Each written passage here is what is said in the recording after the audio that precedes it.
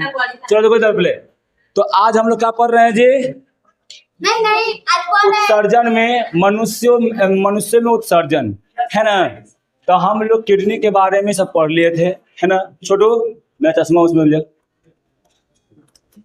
देखो हम भाई इतना गोरा है नहीं, ये क्या है मेरा स्नैपचैट से बनाया हुआ। ये हम नहीं बनाए हैं, मेरा भाई बनाया है। तो ये हम नहीं बनाए, हम नहीं मारते हैं, क्योंकि मेरे में पहला रेमनी है, असलियत नहीं है। हम भाई कहियो अगर मन करन हो तो साल भर में एक आध बार हम स्नैपचैट से एगो दूगो फोटो खींच लेते हैं। लेकिन हाँ लेकिन फिर ऐसे फोटो तो पहले खींचते ही नहीं है, लेकिन स्नैपचैट से एक आध गो फोटो कहियो खींच लेते हैं, समझे? हैं भाई स्मार्ट हम नहीं है ना। चलो हमरा देखो कहीं छुछुंदा देखो। तो हम लोग वृक्क का कार्य पढ़ चुके थे कि वृक्क जो है वो क्या कार्य करता है ना। वृक्क का कार्य क्या है इसके बारे में हम लोग बढ़िया से पढ़ लिए थे ना छोटू। पढ़ा था कि नहीं पढ़ा था सोनू? आज तो हम बढ़िया समझा दिए हैं, समझा दिए ना। अब कंफ्यूजन है ना। सोनुआ के फोन करके बोलाएगा कि आओ तुर बेताल कहीं के, ये आया, इसको समझाएं बढ़िया से, समझ गया वो क्या। अब सुनो उसके बाद वृक्क के कार्य में था, पहला क्या था? ग्लोमेरुलस फिल्ट्रेशन, ट्यूब्यूलर फिल्ट्रेशन और श्रावण, है ना। देखो थोड़ा सा एकरा में हम तुमको दिखाना चाहेंगे बढ़िया से, क्या दिखाना चाह रहे हैं सब देखो। ये क्या था जी?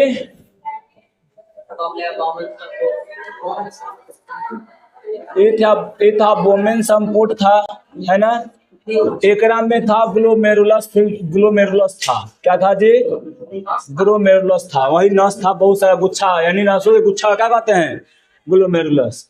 तो ये ग्लोमेरुलस था, और ग्लोमेरुलस को क्या बोलते हैं? इसी में फिल्ट्रेशन जब होता है तो ग्लोमेरुलस फिल्ट्रेशन, जब इसके नली में होता है तो क्या बोलते हैं? ट्यूब्यूलर नली।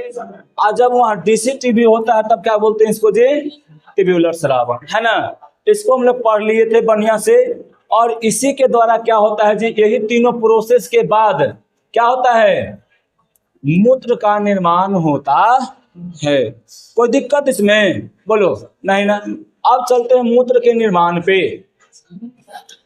मूत्र की बनावट कैसी होती है? मूत्र की बनावट, है ना। देखो मूत्र में साधारणतः क्या होता है जी? जल, यूरिया, सोडियम क्लोराइड विद्यमान होता है ना। याद रखना क्या रहता है। हाँ हम जान तो कंफ्यूज जाएगा, अभी जा रहे हैं, शांत रहना, क्लियर कर देंगे। देखो क्या होता है ना कि मूत्र में क्या रहता है जी? जल रहता है, यूरिया रहता है, सोडियम क्लोराइड। अब छोटुआ के पढ़ने का उसका सीधे मन में उठ रहा है कि सोडियम क्लोराइड क्या है? लवण है ना, लवण है। तो याद रखना एकरा में जो होता है ना, एकरा में एकदम थोड़ा सा मात्रा में रहता है, 1%। देखो अन्य मात्रा के प्रतिशत 2% है। तो खाली यही नहीं, एकरा में कुछ और भी होता है पदार्थ का 2 गो, वो भी रहता है 2%। बहुत एकदम कम मात्रा में रहता है, जो कि हानि पहुंचाता नहीं है। इतना मात्रा में होगा कि वो हानि पहुंचाएगा नहीं, समझा। देखो अगर मनुष्य 24 घंटे में 80 से कितना 100 ग्राम प्रोटीन आहार के रूप में लेता है, तब उसमें से कितना दी मूत्र की तो उसके मूत्र के प्रतिशत में का निम्नलिखित। देखो क्या बोल रहा है ना कि अगर कोई आदमी जो है भर दिन में, यानी सुबह से लेके शाम तक और शाम से लेके रात तक, है ना, सिर्फ याद आते हो कौन? तुम, वो हो तुम, है ना। तो अगर कोई 80 ग्राम से 100 ग्राम तक क्या करता है? कोई प्रोटीन को ईटिंग करता है, प्रोटीन को कोई खाता है ना। तब एकरा में से जो है वो मूत्र का प्रतिशत ऐसा रहेगा। क्या रहेगा जी? ऐसा। कितना रहेगा जी? लगभग 96%। बताते हैं। अरे सब तो नहीं समझा? नहीं समझा तो देखो समझो। जल का मात्रा कितना रहता है जी? 96%, है ना? कितना रहता है? 96%। और इस जिसमें यूरिया कितना रहता है जी? यूरिया यानी ठोस के रूप में कितना रहता है? ठोस के रूप में 4% रहता है, ठोस। अब बताओ तो पहले तुम छोटू हमको, चीनी क्या है? ठोस है ना? अब ओकरा 100 ग्राम में 4 ग्राम, मात्र 4 ग्राम, जितना जो जोख लेना कितना होगा 4 ग्राम, उतना अगर चीनी मिला दे तो पता चलेगा ना? वही बात है ग्राम में। 4 ग्राम मतलब क्या? 4 ग्राम मतलब तनी कुनी, है ना? तो तनी कुनी, है ना? अगर मान लो वैसे, चलो वैसे नहीं लेते हैं, ठीक है? मान लो हम यहाँ पर एगो अमाउंट लेते हैं 100 किलो। 100 किलो पानी में 4 किलो चीनी डाल दो, कुछ होने वाला है? बुझाएगा कि चीनी करने गया भाई?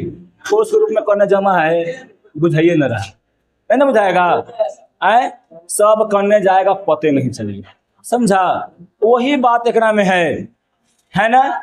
अब देखो ये जो 4% ठोस के रूप में रहता है ना, जिसमें से 2% क्या रहता है? यूरिया। तुमसे पूछा जाएगा कि यूरिया का प्रतिशत मूत्र में कितना होता है? 2%। अब बाकी जो बचला कोची में रहेगा? 2% में। तुमसे क्वेश्चन आ जाएगा, ये छोटू बताओ मूत्र में पानी का प्रतिशत कितना होता है? 96, और ठोस का 4%, है ना? यही 4 में से 2% कौन? यही 4 में से 2% की, है ना? ये अलग से नहीं है, यही में इंक्लूड है। अब देखो उसके बाद यूरिया प्रोटीन मेटाबॉलिज्म का उपयोग उत्पादक है। अब मेटाबॉलिज्म का मतलब जानता है सर? याद रखना, मेटाबॉलिज्म का मतलब होता है क्या? रासायनिक क्रिया। जो हमारे शरीर में उपाचयी क्रिया होता है ना, वही मेटाबॉलिक क्रिया है, मेटाबॉलिज्म। समझा? यह अमीनो अम्ल से बनता है।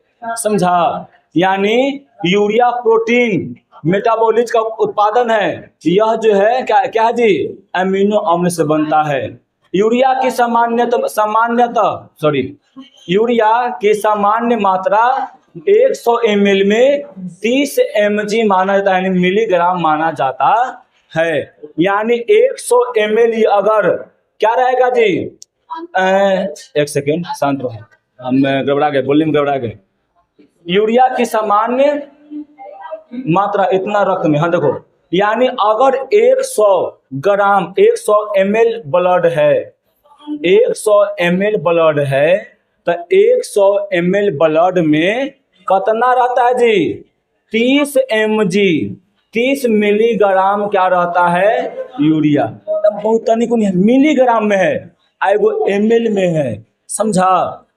समझो कि कैसे होता है, जैसे 100 ग्राम होता है, उसी प्रकार से ही है। ठीक है? तो एकरा में क्या हो जाएगा? ये इतना मात्रा में उतनी कुनी मात्रा है। ठीक? तो याद रहेगा ना कि 100 ml में कितना रहता है यूरिया? 30 मिलीग्राम रहता है। समझा? अभी हो गया यूरिया के बारे में। अब जानते हैं यूरिक एसिड के बारे में, यानी यूरिक अम्ल के बारे में। यूरिक अम्ल एक तरह का अपशिष्ट पदार्थ है, तो जानता ही है, अपशिष्ट यानी कचरा है। एक में तो कोई समझाने वाला बड़ा बात तो है नहीं।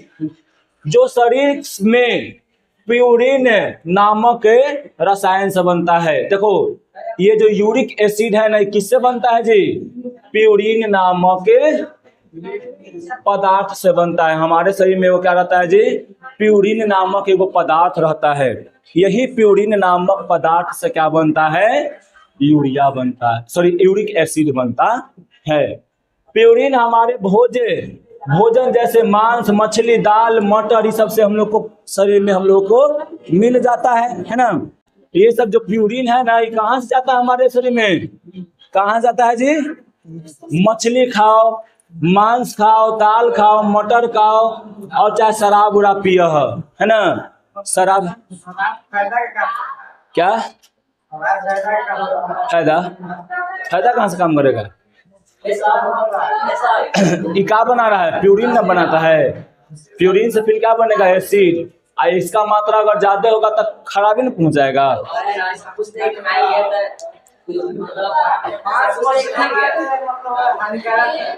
वो भी ज्यादा खाएगा तो हानिकारक है। अब रोज दिन तो मछलिए खाई था। हाँ, कहा जाता है कि दारू दवा भर, समझा? हाँ हाँ, जैसे आर्मी लोग जो हैं वो सब थोड़ा थोड़ा पीते हैं, कुछ नहीं देता। शरीर देखता है, लड़ पाएगा वो लोग से? एक झापड़ अगर खींच के मार दे सब न, अगर आर्मी वाले अगर हम लोगों को एक झापड़ खींच के मार देंगे ना, ऐसे समझा? अरे हमने 5-6 फट इस पर कूद के मारी तो हो, कुछ नहीं होगा, समझा? अब देखो उसके बाद, और शरीर में भी स्वाभाविक रूप से बनता है, याद रखना। ये जो प्यूरिन है ना, शरीर में ही बनता है और इन सब से भी मिलता है हम लोग को। प्यूरिन, जब प्यूरिन टूटता है तो लीवर उसे यूरिक एसिड में बदलता है। कौन बदलता है प्यूरिन को? प्यूरिन को यूरिक एसिड में बदलने का काम कौन करता है? बताओ। ये प्यूरिन को यूरिक एसिड में बदलने का काम कौन करता है जी? लीवर यानी यकृत, है ना। यह यूरिक एसिड खून में घुलकर किडनी के माध्यम से पेशाब के द्वारा, देखो रक्त में इसकी सामान्य मात्रा कितना होता है यूरिक अम्ल का? 2 से 3 mg यानी मिलीग्राम होता है। 100 ml में कितना रहता है जी? 2 mg से लेकर 3 mg क्या रहता है? यूरिक एसिड रहता है, यूरिक अम्ल रहता है, समझा? देखो प्रतिदिन कितना से लगभग 1.5 से 2 ग्राम यूरिक अम्ल मूत्र के द्वारा बाहर निकलता है। कितना जी? लगभग 1.5 से 2 ग्राम तक यूरिक अम्ल जो होता है वो शरीर से बाहर निकलता है। मूत्र का पीला रंग किसके कारण होता है? यूरोक्रोम, याद रखना, यूरोक्रोम। मूत्र का पीला रंग किसके कारण होता है जी? यूरोक्रोम। ये सब डाटा है, ये सब याद रखना होगा तुम लोगों को, है ना। हाँ देखो बहुत सारा कारण होता है, खाली यही कारण नहीं है। अगर इससे कारण जो पेशाब जो रहता है पीला ना, वो हल्का रहता है। अगर गाढ़ा पीला आ रहा है तो पहला कारण हो सकता है कि तुम पानी कम पिया होगा सर, है ना। कोई भी आदमी है तो पानी कम पिया होगा, या तो कुछ ब्लड में चाहे कुछ किडनी में प्रॉब्लम होगा तब वैसा आता है, ठीक है? अब देखो यहाँ पर, तो यहाँ पर क्या होगा जी? पीला रंग किसके कारण होता है? यूरोक्रोम के कारण होता, ठीक। अब देखो किडनी में निम्नलिखित रोग कौन कौन सा रोग है? सुनो, पहले ही साफ कर देना चाहते हैं। अगर इस समझ में आए तब बल्ले बल्ले, और नहीं आए तो लाइट ले लेना। मतलब लाइट का मतलब छोड़ देना, यानी लाइट का मतलब होता है हल्का। एगो लाइट होता है बढ़ने वाला, एगो लाइट का मतलब हल्का होता है हल्का। तो हल्के में याद रहे तब अच्छा, और न याद रहे तो अच्छा। अगर याद हो जाए बहुत अच्छा, ठीक है। देखो पहले किडनी में बहुत प्रकार के रोग होता है, यहाँ पे हम 2-4 गो 5 गो रोग के हमें यहाँ लेके आए हैं, समझा ना। पहला कौन है जी? एक्यूट किडनी इंजरी, यानी तीव्र किडनी की चोट। यानी मान लो अचानक कहीं जा रहे हैं और किडनी यहाँ पर चोट लग गया तो किडनी में भी चोट आ गया। देखो अचानक से किडनी की कार्य का मतलब क्षमता में कमी, है ना। जैसे में देखो कैसे होता है, यह रोग होने का कारण क्या है जी? रक्त की कमी हो सकता है, संक्रमण, और दवाई कुछ खाते हैं उसके कारण होता है, डिप्रेशन या चोट लगने के कारण होता है, समझा क्या? संक्रमण यानी संक्रमण यानी कुछ कोई भी ऐसा जैसे में कीटाणु का संक्रमण हो गया, जैसे में जीवाणु का हो गया, कुछ वायरस का हो गया, तो इन सब संक्रमण होता है यानी वो ओकरा में बहुत सारा मतलब रोग उत्पन्न कर देता है वो, समझी। तो याद रखना ए लड़का, एक यूटिक किडनी यानी तीव्र किडनी की चोट में क्या होता है जी, एकरा में किडनी अचानक कार्य कम करता है, कार्य क्षमता क्या हो जाता है, कम जाता है, यानी अचानक जो होता है ये कम काम करने लगता है, समझा। क्यों होता है, तो रक्त की कमी हो जाता है, संक्रमण हो जाता है बहुत सारा किडनी में, और दवाई भी ज्यादा हम लोग एक्स्ट्रा खाते हैं तो उससे भी हो जाता है, और डिप्रेशन, भर दिन डिप्रेशन में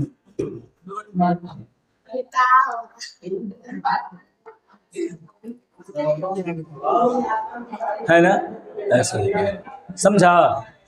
एक ऐसी बूढ़ी थी तो पोता कहता है कि दादी हम जाए तो डिप्रेशन में, तो क्या तो वो कह रही है दादी ना कि बाबू वो हमरो ले चलबे का, है ना, कितना दिन में आएबे वहां से, समझा। तो कहते कि तू चलबे का दादी, तो वो कहता है कि हाँ बाबू वो बढ़िया स्थान होते तो ले चलते, यानी घूम लेती हल, है ना। ये वो वीडियो था ऐसे ही, है ना, बहुत अच्छा लोग बनाता है, हम लोग निकम्मों के लिए, समझा। अब सुनो पहले, अब उसके बाद दूसरा रोग कौन है, क्रोनिक किडनी डिजीज यानी CDS, क्रोनिक किडनी रोग, दीर्घकालिक रोग होता है। देखो इस रोग में लंबे समय तक धीरे धीरे किडनी खराब होता है, यानी एकरा में क्या होता है, धीरे धीरे करके किडनियां हो जाता है खराब, समझा। इस रोग का कारण क्या है जी, डायबिटीज, जेकरा चिनिया रोग होल है, हाँ, ओकरा धीरे धीरे करके रोग हो जाएगा क्या, वो किडनी खराब होना शुरू हो जाएगा। हाई ब्लड प्रेशर, जेकरा हाई ब्लड प्रेशर रहेगा ओकरा किडनी धीरे धीरे खराब होने लगेगा। जेनेटिक मतलब जानता है, अनुवांशिक मतलब जानता है, खानदानी, तो पापा के होल है तो तोरो में धीरे धीरे खत्म होगा, तोर दादा के होल है तो तोरो में धीरे धीरे होगा, तोर नाना के होल है तो तोरो में धीरे धीरे होगा, है ना, समझी छोटी फलानिया, समझी। अब देखो, अब क्या, किडनी स्टोन ये बहुत ज्यादा बढ़िया है। यही रोग के कारण हमारे पास ही में वो लड़का जो था, मनीष नाम था, वो बेचारे को एक किडनी का ही ऑपरेशन, ऐसी स्टोन होल था, बेचारे गए करवाने ऑपरेशन, पता ना डॉक्टर का किया, बेचारा के मुआ दिया, है ना। तो देखो किडनी स्टोन कैसे होता है ना। देखो जब मूत्र में कुछ खनिज लवण, खनिज का मतलब क्या, जैसे में सोडियम हो गया, पोटेशियम हो गया और फास्फोरस जितना है गया, है ना। नमक में ज्यादा अगर नमक जमा हो तो देखो क्या होगा, है ना, जमा होकर क्रिस्टल यानी एक ठोस पदार्थ जैसा, है ना, क्रिस्टल के ठोस हो जाते हैं, है ना, ठोस हो जाते हैं तो किडनी स्टोन का निर्माण होता है, यानी कुछ खनिज लवण हो गया, है ना, या कुछ नमक सब हो गया ओकरा में, ये सब जाकर क्रिस्टल यानी ठोस जैसा निर्माण करता है, और वही जाकर किडनिया में क्या हो जाता है, जैसे जी स्टोन का निर्माण ले लेता है, समझा। और यही स्टोन क्या होता है, किडनी स्टोन कहलाता है। देखो यह kidney stone calcium oxalate, uric acid और सिस्टीन इत्यादि रसायन के जमाव के कारण होता है। किसके जमाव के कारण होता है जी, किडनी स्टोन किसके जमाव के कारण होता है, कैल्शियम ऑक्जेलेट, किसके कारण होता है जी, कैल्शियम ऑक्जेलेट, है ना। फिर क्या, यूरिक एसिड और एक होता है सिस्टीन नामक रसायन है, अगर ये जम जाता है किडनी में तब क्या होगा, एक स्टोन का निर्माण करता है। एक और लक्षण क्या है, तेज चुभन, यहाँ पर तेज चुभेगा, दर्द करेगा यहाँ पे, ले एकदम चुभ रहा है, ले एकदम कोई सुई गरा रहा है ना, पेशाब में जलन होने लगेगा और दर्द होगा। जब पेशाब जब होता है कोई करने जाता है उस समय क्या होता है जी, जलन महसूस होगा और दर्द होगा, है ना। पेशाब में कभी कभी खून आ जाना, है ना, पेशाब बार बार आना और पेशाब जल्दी जल्दी लगता है, ठीक है। मूत्र रुक रुक कर आना, यानी जो होता है ना, यानी मूत्र जो होगा वो रुक रुक के, या जो पेशाब करते समय धार क्या हो जाता है, जो उसका कम हो जाता है, यानी स्लो हो जाता है, और निचली या उल्टी आता है, समझा। अगर ये सब किसी में रोग, किसी के शरीर में प्रॉब्लम, अगर ऐसा कोई कारण या ऐसा कोई लक्षण दिख रहा है तो समझो कि उसको किडनी स्टोन का लक्षण ओकरा में है ना। समझ में आया। अब देखो किडनी स्टोन कैसा होता है, किडनिया में कैसा हो जाता है स्टोन, ऐसा हो जाता है। ये सब किसका रहता है, कैल्शियम ऑक्जेलेट, और जैसे में होगा कैल्शियम ऑक्जेलेट का भी रहेगा, सिस्टीन का भी रहेगा, और यूरिक एसिड का भी रहेगा। कोई दिक्कत इसमें? तो ऐसे होता है किडनी स्टोन, देख लेना फिगर बढ़िया से, है ना। हाँ, इसका ऑपरेशन होता है, ऑपरेशन करके इसको निकाला जाता है ना। हाँ, दवाई खा के भी इसको गलाया जा सकता है। ना यहाँ पे नलिया है नहीं बिला मूत्र वाला, यही से सब निकाल लिया जाता है। वो पाइप डाल के, क्योंकि पाइप में ही होता है, सब निकाल लिया जाता है। ये सब भी तब बड़का बड़का दिख ना रहा है रे, सब बड़का बड़का थोड़ी होता है, माइनर होता है ना, छोटा छोटा होता है, जिसे कहने से होता है, समझा। एक बार पाइप डाल कर निकाल लेगा, या तो दवाई खिलाएगा, दवाई के साथ गला देगा, आप पेशाब का थ्रू बाहर आ जाएगा। अब देखो ये वो क्या है जी, पॉलीसिस्टीन किडनी रोग, है ना। यह एक अनुवांशिक रोग है। पॉलीसिस्टीन रोग कैसा है जी, अनुवांशिक, दादा के तब पोता में, बाप के तब बेटा में, और नाना के तब नाती में, है ना। ऐसे ही रोग होता है, ठीक है, जिसमें गुर्दे में तरल पदार्थ भर जाती है। देखो ऐसे ऐसे नेशन हो जाता है, ऐसे ऐसे पढ़ा है कहानी, ऐसे ऐसे देखो किडनी में लगता है कि फोड़ा फोड़ा हो गया, पूरा ऐसे हो जाता है ना। तो ये क्या है, पॉलीसिस्टीन। सिस्टीन का मतलब होता है क्या, फोड़ा। देखो फोड़ा हो ना, ऐसे खराब हो जाता है किडनी, ऐसे होके, है ना। देखा कितना अच्छा लग रहा है, लग रहा है ना सोनू, लग रहा है ना, अच्छा खराब लग रहा है। तो ऐसे फोड़ा फोड़ा हो जाएगा ना, तो समझो क्या है, पॉलीसिस्टीन नामक रोग होइल है। सब जाने का, सब मेडिकल जांच होता है और की, समझा जी। गुर्दे में क्या होता है, पानी, ऐसा में क्या होता है, पॉस होता है ना, जिसमें क्या है, इसे फोड़ा यहाँ हो गया, अब भर जाता है पानी, वैसे ही पानी भर जाता है उसमें भी, समझा। देखो एक कारण इसको पहचाने कैसे, पेट में दर्द, मूत्र में रक्त आ जाएगा, बार बार पेशाब आएगा, पीठ के साइड में क्या होगा, दर्द होगा, थकान आएगा, उच्च रक्तचाप या सिर दर्द सब होने लगेगा, है ना। रक्त का चाप जो होगा, ब्लड प्रेशर हाई हो जाएगा, है ना।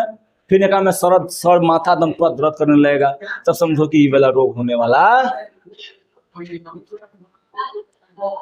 अब लास्ट कौन है तुम्हारा, एगो रोग urine track infection, urinary track infection, है ना। देखो मूत्र मार्ग संक्रमण, इसका क्या नाम है जी, मूत्र मार्ग संक्रमण। मूत्र प्रणाली, यानी मूत्र प्रणाली का मतलब क्या, मूत्र सिस्टम, है ना। जो यूरिनरी जो सिस्टम है वो वाला, गुर्दे, मूत्राशय और मूत्र मार्ग में बैक्टीरिया के कारण क्या होता है जी, संक्रमण, यानी रोग होता है ना। ये क्या कहलाता है जी, यूरिनरी ट्रैक इन्फेक्शन। यानी मान लो ये किडनी है, मान लो क्या है, ये है, ये क्या चीज है, ये किडनी है, किडनी, समझा। ये क्या है बताओ, मूत्र नली है, और यहाँ पर ये आय क्या हो जाएगा, ऐसे ये मूत्राशय है, तो एकरा में क्या हो जाएगा, संक्रमण हो जाएगा। क्या हो जाएगा जी, संक्रमण हो जाएगा। इन तीनों में अगर संक्रमण होता है तो इसको क्या कहते हैं, यूटीआई, यानी यूरिनरी ट्रैक इन्फेक्शन कहते हैं। क्या कहते हैं जी, यूरिनरी ट्रैक इन्फेक्शन कहते हैं। देखो यूरिनरी ट्रैक इन्फेक्शन का लक्षण क्या है, बार बार पेशाब का इच्छा होना, है ना। इच्छा होगा लेकिन जाएगा, थोड़ा सा होगा लेकिन फिर नहीं होता है। पेशाब करते समय जलन होना, पेशाब का रंग गाढ़ा रंग जो हो जाएगा गाढ़ा गाढ़ा यानी पूरा पीला हो जाएगा और धुंधला रहेगा। पेशाब का दुर्गंध, पेशाब में से दुर्गंध आएगा, पूरा एकदम महकेगा, है ना। पेट के निचले हिस्से में या पीठ के तरफ क्या होगा, दर्द होगा, है ना। थकान या कमजोरी महसूस होगा और हल्का कभी कभी बुखार भी आ जाएगा। तो ये सब लक्षण किसका है, यूरिनरी ट्रैक्ट इन्फेक्शन का। समझा। तो रोग क्या हो गया, खत्म, है ना। अब देखो मूत्र, मूत्र का रंग क्या होता है जी, हल्का पीला, है ना। हल्का पीला या साफ पीला, या साफ हल्का पीला होता है। ये साफ भी होता है। एक सेकंड, हेलो हेलो, ठीक ठीक, समझा। तो एक ऐसा रंग कैसा होता है कि हल्का पीला होगा, है ना। कभी कभी साफ भी होता है, ज्यादा पानी पीते हैं सब तो साफ ही निकलता है, ठीक है। इसका रंग हल्का पीला यूक्रोम के कारण होता है, बताया अभी, है ना। समझा। ये एक शरीर में क्या है, अपशिष्ट पदार्थ है जो बाहर निकल जाता है। आप अधिक पानी पीते हैं तो मूत्र जो होता है लगभग पारदर्शी, यानी पूरा एकदम साफ होता है पानी के जैसा, है ना। मूत्र का दुर्गंध कैसा होता है, अमोनिया के जैसा।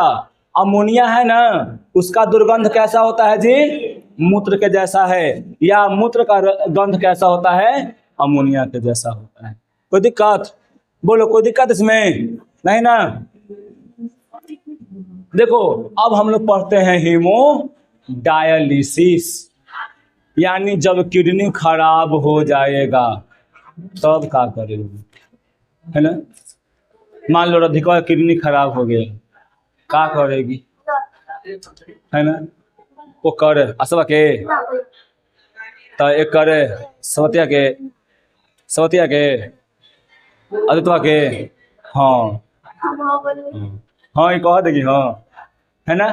मान लो अगर किसी का किडनी खराब हो जाता है तब क्या होता है छोटू, तब जो है, हाँ फोटो निकाल ले सर, महकत है। देखो जब हीमोडायलिसिस, लड़का सुन बोले हीमोडायलिसिस क्या है, हीमोडायलिसिस क्या है। हीमोडायलिसिस जो है, जब किडनी खराब हो जाता है ना तब हीमोडायलिसिस होता है। किडनी खराब हो गया तो किडनी को रक्त छानने का पावर खत्म। तब क्या होगा, तब आदमी कहता है कि ठीक किडनी खराब हो गया तो क्या हो गया, हम एगो मशीन बनाए हुए हैं, है ना, जिसका क्या नाम है, हीमोडायलिसिस मशीन नाम है, या हीमोडायलिस चाहे डायलिसिस मशीन कहते हैं उसको, डायलिसिस मशीन है ना। तो कहता है कि हम एगो क्या किए हुए हैं जी, डायलिसिस मशीन बनाए हुए हैं। अब वो डायलिसिस मशीन के द्वारा खून को क्या कर लेते हैं हम लोग, प्यूरिफिकेशन करके फिर से ब्लड में ट्रांसफर कर देते हैं। समझा, बोलो कोई दिक्कत। तो देखो पहले तो हीमोडायलिसिस क्या होता है। हीमोडायलिसिस एक ऐसी प्रक्रिया है जिससे अगर किसी मनुष्य का वृक्क यानी किडनी काम करना बंद कर देता है तो इस हीमोडायलिसिस प्रक्रिया के द्वारा रक्त से उत्सर्जित पदार्थ को बाहर निकाल लिया जाता है, निकाला जाता है। यानी हीमोडायलिसिस एक ऐसा प्रक्रिया है जिसके द्वारा क्या होता है, कोई भी अगर मनुष्य का किडनी खराब हो जाता है तब क्या होगा छोटू, तब जो होगा ना कि हीमोडायलिसिस प्रोसेस के द्वारा क्या कर लिया जाएगा, उस क्या, हाँ, रक्त से उत्सर्जित पदार्थ को अलग कर लिया जाएगा और उस उत्सर्जित पदार्थ को अलग करके अब फिर से रक्त को कहाँ भेज दिया जाएगा छोटू, अंदर में भेज दिया जाएगा। कहाँ भेज दिया जाएगा, अंदर में। अंदर कहाँ, हमारे बॉडी में भेज दिया जाएगा। समझा क्या, बैटरी ये पूरा इलेक्ट्रॉनिक सिस्टम होता है, समझा, लाइन पर चलने वाला होता है। ये कई गो लेकिन कई गो है, 2 4 3 7 4 11,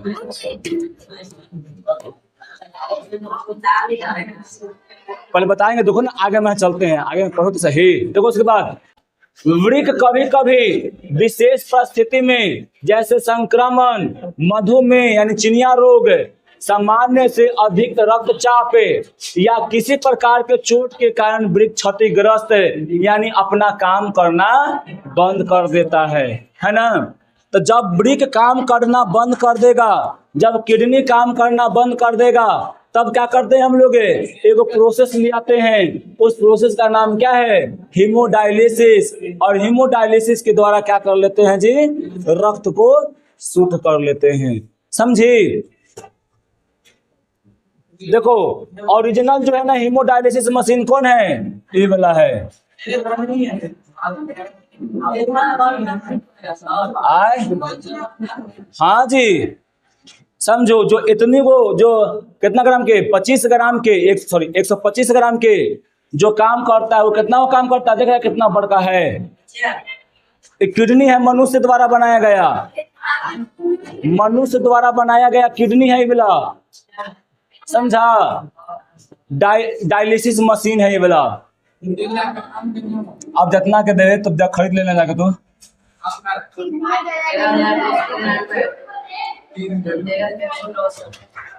अब देखो उसके बाद क्षतिग्रस्त वृक्क के कार्य न करने की स्थिति में शरीर में आवश्यकता से अधिक मात्रा में जल, खनिज, यूरिया जैसे जहरीले पदार्थ क्या होते हैं जीविका में इकट्ठा रहता है, जिसके कारण आदमी का क्या हो जाता है, मृत्यु हो जाता है।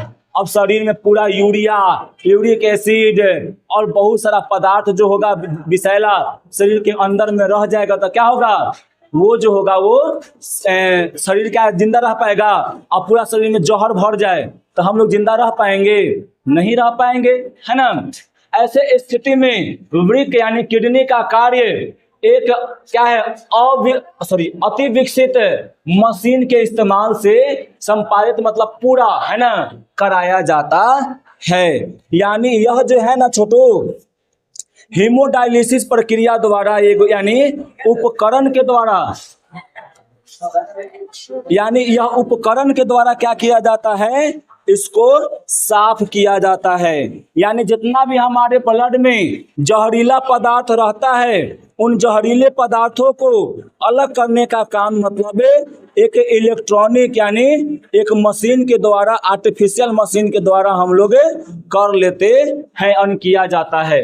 देखो इस मशीन का क्या नाम है जी, डायलिसिस मशीन नाम है ना। यानी देखो जब आदमी का किडनी खराब हो जाएगा तब कौन सा उपकरण हम लोग लाएंगे, तब कौन सा मशीन लाएंगे हम लोग, ये मशीन का नाम क्या है, हीमोडायलिसिस है ना।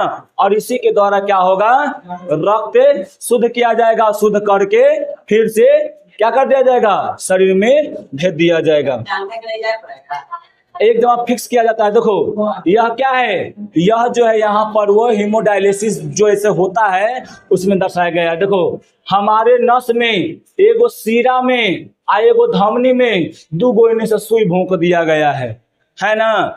एकरा में से क्या होगा, एकरा में से क्या होगा जी, खून है ना, खून आ जाएगा हीमोडायलिसिस मशीन में, डायलिसिस मशीन में आ जाएगा खून।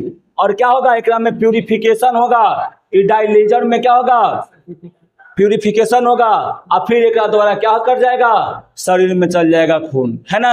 यानी यहाँ से अमोनिया जितना यूरिया, यूरिक एसिड और भी जो खाद्य जो भी खनिज रहेगा, जो अपशिष्ट रहेगा, उसको शरीर से बाहर निकाल देगा, और बाहर निकाल कर क्या करेगा, इसको क्या करेगा, फिर से शरीर में खून को भेज देगा। और ऐसे हमेशा प्रोसेस चलते रहता है ना। देखो डायलिसिस मशीन एक कृत्रिम वृक्क है, यानी बोले थे ना कि आदमी मानव द्वारा बनाया गया एगो किडनी है, समझा ना जी। डायलिसिस मशीन में एक टंकी होती है जिसका नाम क्या है जी, डायलाइजर। क्या नाम है इसका, देखो यहाँ पर एगो टंकी है, इसका नाम क्या है, डायलाइजर नाम है ना। इस डायलाइजर में ये क्या है जी, डायलाइसेट या डायलिसिस फ्लूइड का मतलब क्या जी, द्रव। क्या होता है, द्रव। एकरा में एगो द्रव भरा रहता है जिसका नाम क्या है, डायलिसिस फ्लूइड। यानी डायलिसिस में मशीन में एगो होता है डायलाइजर, क्या रहता है जी, डायलाइजर। इस डायलाइजर मशीन में क्या होता है छोटू, डायलिसिस फ्लूइड रहता है, जो क्या रहता है, तरल। फ्लूइड का मतलब क्या होता है, द्रव, द्रव यानी तरल पदार्थ होता है, समझा। देखो डायलिसिस फ्लूइड तरल पदार्थ में सेलोफेन से बनी एक बेलनाकार रचना लटकती रहती है। देखो इसके पहले जो है ना, यहाँ पर देखो सेलोफेन, इसके आगे में क्या है जेगो, सेलोफेन का एगो बेलनाकार रचना लटका हुआ रहता है, समझा।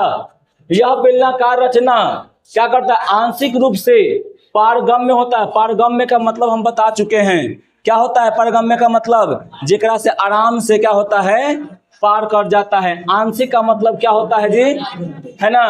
तो एक में से क्या होगा, आधा अधूरा एक में से पार कर जाएगा, है ना।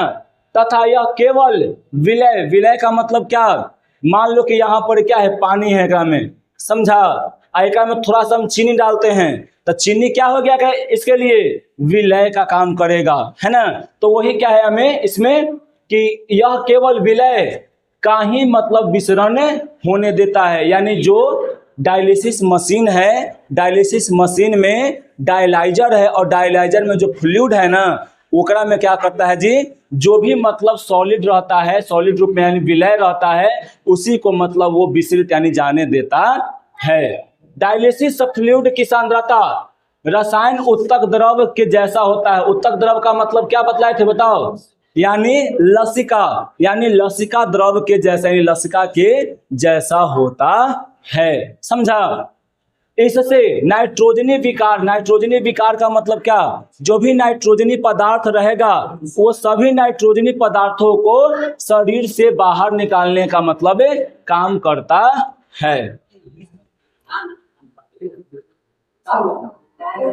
चलो बस 2 मिनट आओ, इसको खत्म करेंगे था ना, 2 पेज है तो इसको खत्म करने दो।